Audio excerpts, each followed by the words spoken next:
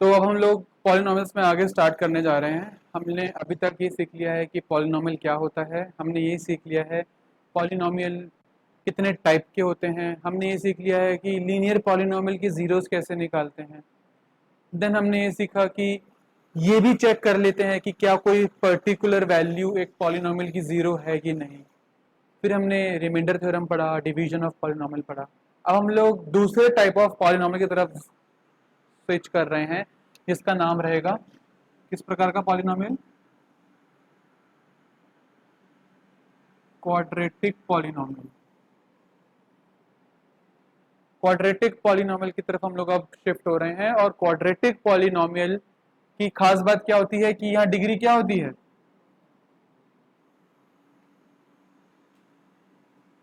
ऐसा पॉलिनॉमियल जहां डिग्री 2 जा रही हो। For example p of x equals to 2x square plus 7x plus 3। 2x square plus 7x plus 3 हमारे पास एक पॉलिनॉमियल है। ये किस प्रकार का पॉलिनॉमियल नजर में आ रहा है? क्वाड्रेटिक पॉलिनॉमियल है, क्योंकि यहाँ हाईएस्ट पावर 2 जा रही है। हमें इस चीज को भी इंश्योर करके चलना है कि हमारे पास जो पॉलिनॉमियल्स गिवन है वो पॉलिनॉमियल्स की जो डिग्री, सॉरी जो पावर है, वो डिसेंडिंग ऑर्डर में होनी चाहिए। ऐसा नहीं होना चाहिए कहीं पर भी 7x plus 2x square plus 3।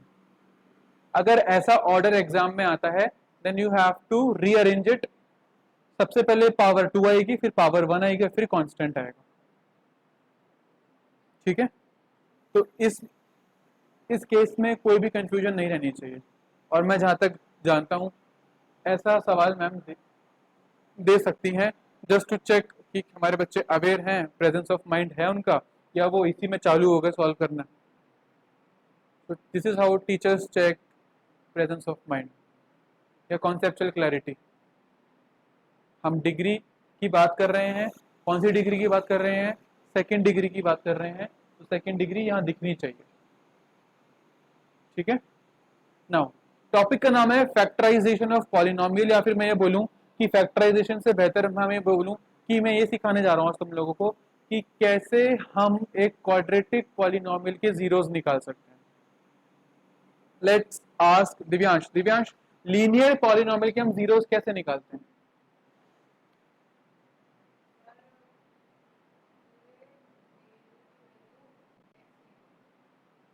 क्या लेकर? मोहित सही बोल रहे हैं, लीनियर पॉलिनॉमियल है, उसका जीरोस कैसे निकालते हैं? आयुष, बहुत बढ़िया, बहुत बढ़िया। आयुष पढ़ रहा है घर पर, बाकी दोनों के दोनों यहाँ टाइम पास करने आ रहे हैं। इनके माँ बाप से बात करूंगा मैं आज। कोई भी लीनियर पॉलिनॉमियल हो, सपोज हमारे पास एक लीनियर पॉलिनॉमियल है 2x प्लस 7, इसको जीरो से इक्वेट कर दो सीधा सीधा। 2x equals to -7, x equals to -7/2, आ गया जीरो ऑफ द पॉलिनॉमियल। तो लीनियर पॉलिनॉमियल में जीरोस निकालने का तरीका क्या होता है? जीरो से इक्वेट कर दो पॉलिनॉमियल को। पर क्वाड्रेटिक पॉलिनॉमियल में ये तरीका नहीं होता। क्वाड्रेटिक पॉलिनॉमियल के लिए हम एक अलग अप्रोच सीखते हैं, इसका नाम होता है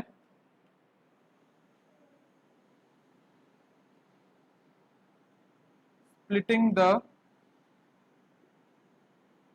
मिडल टर्म। यहां कितनी टर्म्स आ रही हैं आरुष इस पॉलिनॉमियल में? 3 टर्म्स आ रही हैं। मिडिल टर्म कौन सी है? 7x। हमने क्या करना है मिडिल टर्म का? स्प्लिट करना है। स्प्लिटिंग का मतलब क्या होता है? दो पार्ट्स में तोड़ दो उसको। स्प्लिट का मतलब होता है कि दो पार्ट्स में तोड़ दो। ठीक है, ऑनलाइन वाले बच्चे सब मेरे साथ में हैं? ओके, तो स्प्लिटिंग का मतलब होता है दो पार्ट्स में तोड़ दो। हमारे पास पॉलिनॉमियल है 2x square plus 7x plus 3। अब ध्यान से सुनना मेरी बात, बहुत ही इंपॉर्टेंट चीज पढ़ाने जा रहा हूं। हो सकता है तुम लोगों ने 8th में भी पढ़ी होगी। ठीक है, देखिए, हमें 7 को तोड़ने के लिए ज्यादा कुछ सोचने की जरूरत नहीं। 7 को 2 + 5 लिख सकते हैं, 7 को 1 + 6 लिख सकते हैं, 7 को 10 माइनस 3 लिख सकते हैं, 7 को 100 माइनस 93 लिख सकते हैं, 7 को -5 प्लस 12 लिख सकते हैं। 7 को अगर दो पार्ट्स में तोड़ना है तो इन्फानाइट नंबर्स हैं हम लोगों के पास, तो कोई भी आप पेयर उठा सकते हो। तो समस्या ये है कि कौन से पेयर उठाएं, वो डिसाइड होगा कहां से, वो डिसाइड होगा इन दोनों नंबर्स को मल्टीप्लाई करके। इन दोनों नंबर्स को मल्टीप्लाई करोगे तो आंसर क्या आएगा, 6। इन दोनों को मल्टीप्लाई करोगे तो आंसर आएगा 6। तो अब तुम्हें 7 को ऐसे दो नंबर्स में तोड़ना है जिनको मल्टीप्लाई करके क्या आता हो, 6। तो कौन सा पेयर उठाओगे, 1 और 6, 1 और 6 वाला पेयर उठाओगे यहाँ पर, क्योंकि 1 लिया और 6 लिया तो मल्टीप्लाई होकर 6 आएगा, और 1 और 6 को प्लस करके तुम्हें 7 भी मिल रहा है। तो दो कंडीशंस हमको फुलफिल करनी होती है। कौन सी दो कंडीशंस फुलफिल करनी होती हैं, कि कोई डाउट है, दो कंडीशंस फुलफिल करनी होती हैं क्या, कि मिडिल टर्म जिसको आप स्प्लिट कर रहे हो उसको स्प्लिट करने के आपके पास कई सारे तरीके हो सकते हैं, पर आप वही दो नंबर उठाओगे जिनको मल्टीप्लाई करके 6 आ रहा हो। ठीक है, मेरी बात समझ में आई, समझ में आई बात। तो यहां पर तुम लोगों का मेंटल कैलकुलेशन ज्यादा है, क्योंकि बहुत बच्चे प्लस माइनस में अटकते हैं, बहुत बच्चे मल्टीप्लाई करते वक्त अटकते हैं। तो ये this is a real test कि यहाँ पे तुम्हें समझ में आएगा, क्योंकि क्वाड्रेटिक पॉलिनोमियल के बाद आना है क्यूबिक पॉलिनोमियल। क्यूबिक पॉलिनोमियल में ये स्टेप आता है, क्यूबिक पॉलिनोमियल में ये स्टेप आता है। तो अगर क्वाड्रेटिक ढंग से नहीं करोगे तो क्यूबिक में अटकोगे। ठीक है, अब देखो इसके आगे क्या करते हैं हम लोग।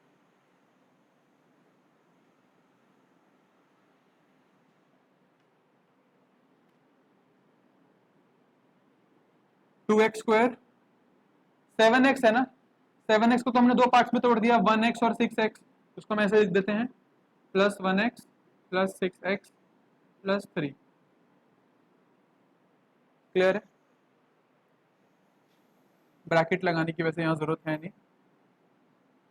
अब देखो ये दो टर्म्स हैं, इन दोनों के बीच में क्या क्या कॉमन आ रहा है, यहां पर एक बार x आ रहा है, यहां दो बार ही x आ रहा है, तो एक x को बाहर निकाल दें, अंदर क्या बचेगा, 2x + 1। दोनों में से एक एक x निकाल दिया हम लोगों ने। ठीक है, फिर ये दो टर्म्स हमारे पास 6x + 3, इन दोनों में कुछ कॉमन आ रहा है 3 और 6 3 की टेबल में आते हैं, तो हम 3 की टेबल की मदद से यहाँ 3 कॉमन ले लेते हैं। 3 की टेबल में 6 कब आता है, 3 × 2, और 3 की टेबल में 3 कब आता है, 3 1 ज़ा 3 2 ज़ा 6, 3 1 ज़ा 3। ऐसे हम लोग दो नंबर्स के बीच में कॉमन निकालते हैं अगर वो किसी एक के टेबल में आ रहे हो तो। ठीक, अब देखो यहां हमने निकाला है 3 कॉमन। अब ये दो टर्म्स हमारे पास, इन दोनों टर्म्स में क्या कॉमन आ रहा है, 2x + 1 ब्रैकेट कॉमन आ रहा है, तो 2x + 1 बाहर निकाल दो पूरा का पूरा, अंदर क्या बचेगा अब, x + 3। तो ये तुम्हारे पास दो फैक्टर्स आ गए इस पॉलिनोमियल के, सॉरी इस पॉलिनोमियल के। हम जब फैक्टर्स लिखते हो तो कैसे लिखते हैं, सपोज 12 के फैक्टर्स लिखना तो कैसे लिखते हो, प्राइम फैक्टराइजेशन 2 × 2 × 3, ऐसे लिखते हैं 12 के लिए फैक्टर्स हम लोग। ऐसे हमने इस पॉलिनोमियल के लिए दिस इंटू दिस लिख दिया। अगर तुम इन दोनों को मल्टीप्लाई करने बैठोगे ना तो तुम्हें यही पॉलिनोमियल मिलेगा, जैसे इनको मल्टीप्लाई करके 12 मिलेगा, वैसे ही इन दोनों ब्रैकेट्स को मल्टीप्लाई करके तुम्हें क्या मिलेगा, जो हमारे पास पॉलिनोमियल है वो पॉलिनोमियल मिलेगा। अब हमें क्या है, हमारे पास दो पॉलिनोमियल आ गए हैं। किस प्रकार के पॉलिनोमियल है हमारे पास, यहाँ पर लीनियर पॉलिनोमियल आए हैं। और लीनियर पॉलिनोमियल का क्या हासिल करते हैं हम, क्या करते हैं लीनियर पॉलिनोमियल के साथ, उसको तेज बोलर ना, जीरो से इक्वेट कर देते हैं, क्योंकि हम क्या कर रहे हैं, जीरोस ऑफ पॉलिनोमियल निकालना सीख रहे हैं। तो हम 2x प्लस 1 को अलग से जीरो से इक्वेट करेंगे, x प्लस 3 को अलग से जीरो से इक्वेट करेंगे। 2x प्लस 1 को जीरो से इक्वेट करोगे तो 2x equals to -1, x equals to -1/2 हो जाएगा, x इक्वल्स टू -1/2, क्योंकि ये 2 मल्टीप्लाई और हमारा के डिवाइड हो जाएगा। ऐसे ही x प्लस 3 के साथ भी करना है, x प्लस 3 इक्वल्स टू 0, तो x की वैल्यू क्या आ गई, -3। तो हमने दो जीरोस ऑफ द पॉलिनोमियल निकाले हैं। जीरोस ऑफ द पॉलिनोमियल मैं वापस से रिपीट कर देता हूं, क्या होते हैं, zero of the polynomial variable की वो वैल्यू होती है जो पूरे पॉलिनोमियल को जीरो बना देती है। तो हमने वेरिएबल की दो वैल्यूज निकाल दी ना, अब चाहे तुम इस पूरे पॉलिनोमियल में -1/2 पुट कर दो तो भी ये जीरो बन जाएगा, इस पॉलिनोमियल में चाहे तुम -3 पुट कर दो तो भी पूरा पॉलिनोमियल जीरो बन जाएगा। तो पहले हम लोगों ने लीनियर पॉलिनोमियल के जीरोस निकालना सीखे थे, अब हमने आज क्या पढ़ा है, क्वाड्रेटिक पॉलिनोमियल के जीरोस निकालना सीखे हैं। ठीक है, ये तो एक ही सवाल है, वो भी जिसमें सारा प्लस आ रहा है, इसलिए हो सकता है अच्छे से समझ में आ गया हो। अभी एक माइनस वाला सवाल भी कराऊंगा तो चीज़ें थोड़ी सी कॉम्प्लिकेटेड नज़र आने लगेंगी। ठीक है, इसे नोट कीजिए, फिर हम आगे बढ़ते हैं।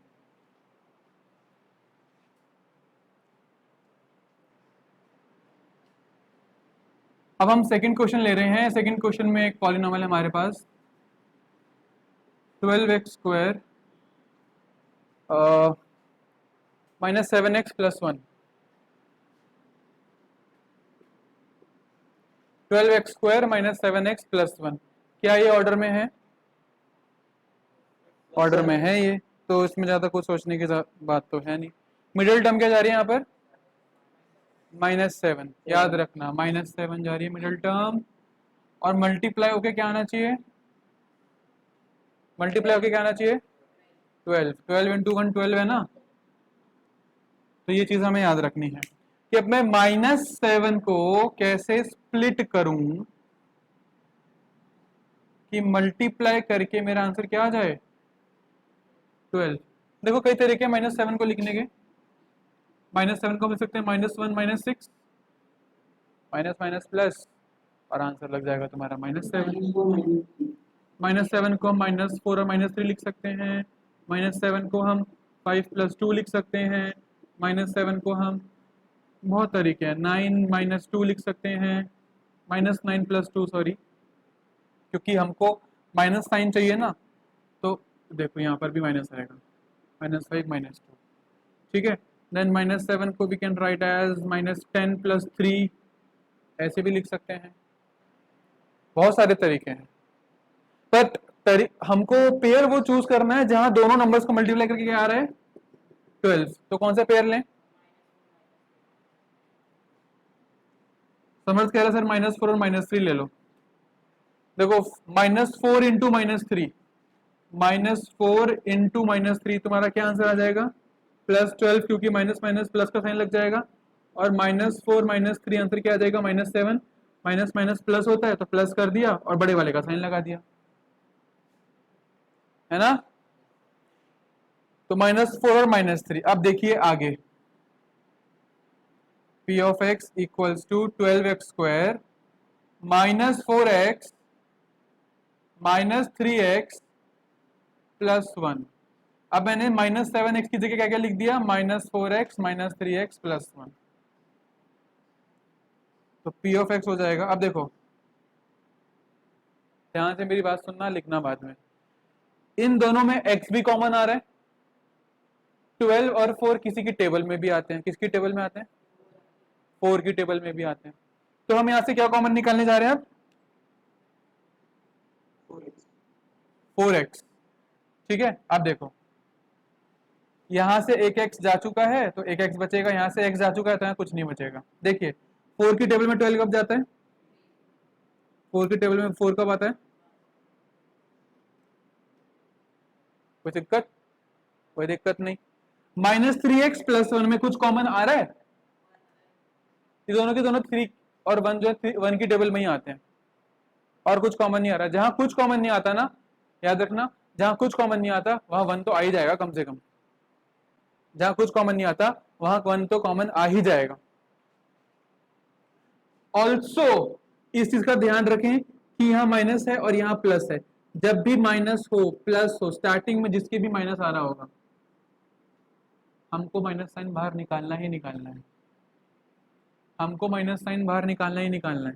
तो हमने क्या किया, माइनस बाहर निकाला 1 के साथ। तो देखिए 1 से तो कुछ फर्क पड़ने वाला है नहीं, इसका माइनस जा चुका है तो ये प्लस 3x बचेगा, यानी कि सिर्फ 3x लिख दिया मैंने यहाँ पर।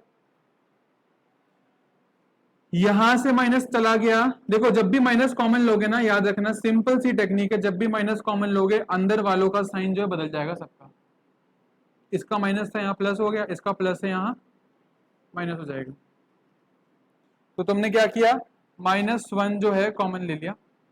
और कैसे लिया -1 कॉमन, अगर किसी को नहीं समझ में आता मैं वापस बता देता हूँ।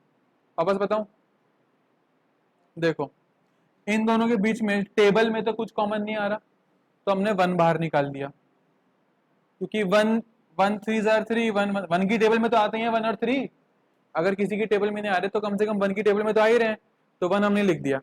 और यहाँ कई बच्चे साइन लगाते ही नहीं है और या अपनी मर्जी से प्लस लगा देते हैं, जो बहुत बड़ी बेवकूफी होती है। अगर दोनों में प्लस आ रहा है तो प्लस निकाल लो, दोनों में माइनस आ रहा है तो माइनस निकाल लो। अगर यहां सिर्फ माइनस आ रहा है तो यहां से इन दोनों में से माइनस निकाल दो, क्योंकि कल को जब इस ब्रैकेट को ओपन करोगे तो minus plus minus minus minus plus ही बनेगा। समझे मेरी बात? तो जब भी हम माइनस साइन कॉमन निकालते हैं तो अंदर जो भी नंबर्स आ रहे हैं, जो भी टर्म्स आ रही हैं अंदर, उनका साइन जो है वो चेंज हो जाना चाहिए, राइट? अब ये टर्म है और ये टर्म है, दोनों में क्या कॉमन आ रहा है, 3x - 1 कॉमन आ रहा है। अंदर क्या बचेगा इसके, 4x - 1। कैसा पॉलिनोमियल आ गया, लीनियर पॉलिनोमियल आ गया। क्या करते हैं लीनियर पॉलिनोमियल के साथ हम लोग, जीरो से इक्वेट करते हैं। तो एक बार 3x - 1 को जीरो से इक्वेट कर दो, तो हो जाएगा 3x = 1, x = 1/3। एक बार 4x - 1 को जीरो से इक्वेट कर दो, तो ये हो जाएगा 4x = 1, x = 1/4। तो दो वैल्यूज आ गई हम लोगों के पास, 1/3 और 1/4। ये क्या है, इस पॉलिनोमियल के जीरोज हैं। अब तुम 1/3 पुट कर लो यहाँ हर जगह, x की जगह 1/3 पुट करोगे तो भी 0 बनेगा, 1/4 पुट करोगे तो भी 0 बनेगा। ठीक है, मैं कह रहा हूँ शुरू करोगे पॉलिनोमियल बनाना, इनको सॉल्व करना चालू करोगे, गलतियां होंगी, तो डरने की जरूरत नहीं है। एक बनाओ, मेरे पास आओ, चेक कराओ, प्रॉब्लम होती है वापस से बनाओ, चेक कराओ। पर ये चीज बार बार करोगे तो अपने आप हाथ बैठ जाएगा तुम्हारा कि हाँ अब मुझे ये माइनस लेना है, अब मुझे ये कॉमन लेना है, अब मुझे एक्स कॉमन लेना है, तो प्रॉब्लम नहीं होगी।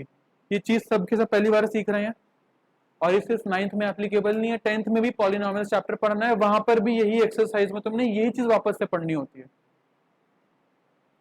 ठीक है, सो प्लस वाला भी सिखा दिया, माइनस वाला भी सिखा दिया, पर मैंने सिखाया अभी, तो जब खुद हाथ चलाने बैठोगे तब पता चलेगा कि मुझे कहाँ दिक्कत आ रही है। मैंने एनसीईआरटी के पहले 2 सवाल, तुम्हारी एक्सरसाइज है ये 2 पॉइंट, बताता हूँ अभी, एक्सरसाइज है 2.4। 2.4 में क्वेश्चन नंबर 4 के 2 पार्ट्स मैंने करा दिए, पेज नंबर 44 निकाल लिया सबने, पेज नंबर 44।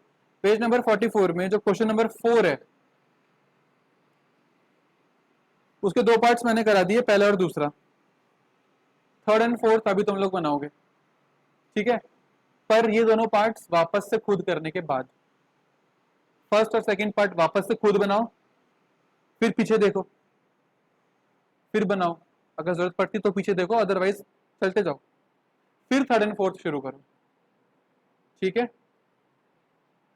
चीज नहीं है, नई न्यू है, तो समझने में थोड़ा टाइम लगेगा, डरने की जरूरत नहीं है।